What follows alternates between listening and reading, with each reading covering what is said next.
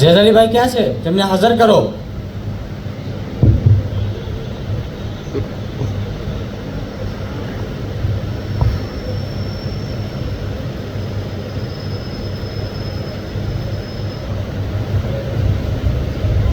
હા શું? આમાં તો મારા દરેક આમાં લખેલા છે. નાની નાની વસ્તુ પણ આમાં લખેલી છે. આવું કેવી રીતે બને? કેમ ન બને? શું તમને નથી ખબર કે અલ્લાહે તમારો પર 2 ફરિશ્તાઓ મૂકેલા છે જે તમારા દરેક આમાલને લખે છે? તમારા જન્મથી લઈને મૃત્યુ સુધીના દરેક આમાલ લખેલા છે. લઈ જાઓ અને જહન્નમમાં. એક મિનિટ માન્યું કે આ મારા હિસાબની ફાઇલ છે, પણ હવે કાંઈક રસ્તો કરો તમે. જુઓ, હું અલ્લાહ પર ઈમાન રાખું છું. ખોટું. તમારા દિલમાં ફલાણા ભાઈ અને ફલાણા ભાઈ માટે ડર હતો. તે તમારો ખુદા હતો.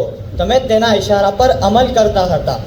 તમે તેના ગુલામ હતા. ના, એવું નથી. એ તો ખાલી દોસ્તી હતી. પણ જુઓ તમે, હું રસૂલ અને ઇમામ અલૈહિસ્સલામથી મોહબ્બત કરું છું. એ તમારો દાવો છે, હકીકત નથી. જો હકીકતમાં મોહબ્બત હોત તો એમના દરેક હુકમો પર અમલ કર્યો હોત. મેં ઘણી જગ્યાએ વાત માની પણ છે. ઘણી જગ્યાએ ને, દરેક જગ્યા પર નહીં. જ્યાં તમને ફાયદો લાગતો ત્યાં દીનનો લિબાસ પહેરી લેતા હતા. ના, એવું નથી. એમ તો બતાવો, નમાઝના બારામાં તમારું શું કહેવું છે? મેં ઘણી જગ્યાએ નમાઝ પઢી, અમુક બાકી રહી ગઈ હશે. જે નમાઝો પડી હતી તે અમુક લોકોને દેખાડવા પડી હતી. તેમાં તમારો મકસદ છુપાયેલો હતો, ખુદાની ખુશનુદી માટે ન હતી. فويل للمصلين الذين هم عن صلاتهم ساهون الذين هم يراءون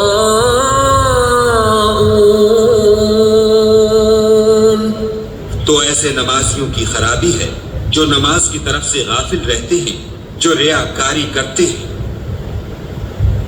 હવે એક કામ કરો, મારી સિફાતા તો પૂછી જુઓ ને. ઇમામ હુસૈન અલૈહિસ્સલામ કરબલાના મેદાનમાં જંગની હાલતમાં પણ નમાઝ અદા કરી હતી. અને ચોથા ઇમામ શામે ગરીબાની આખી રાત સજદામાં ગુજારી હતી. તમે જેનાથી મોહબ્બતનો દાવો કરો છો તેઓની ઇબાદતોનો અંદાજ આવો હતો. અને હવે તમે શફાઅતું પૂછો છો, તો સાંભળો, આખરી નબી અને છઠ્ઠા ઇમામની હદીસ છે કે જે નમાઝને હલકી સમજે છે તેમને અમારી શફાઅત નસીબ નહીં થાય. લઈ જાઓ અને જહન્નમમાં. એક મિનિટ, મને થોડીક મોહલત આપો. હું હમણાં તોબા કરી લઉં. આજે કોઈને સમય આપવામાં નહીં આવે. લઈ જાઓ અને જહન્નમમાં.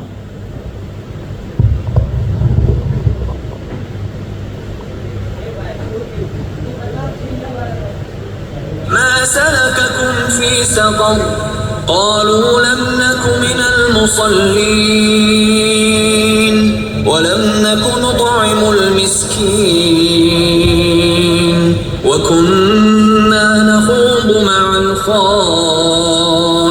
الخائضين وكنا نكذب بيوم الدين حتى أتانا اليقين فما تنفعهم شفاعة الشافعين. कि तुम दोज़ख में क्यों पड़े? वो जवाब देंगे कि हम नमाज नहीं पढ़ते थे और न फकीरों को खाना खिलाते थे और अहले बातिल के साथ मिलकर हक से इनकार करते थे और रोज़े जज़ा को झुठलाते थे, यहाँ तक कि हमें मौत आ गई.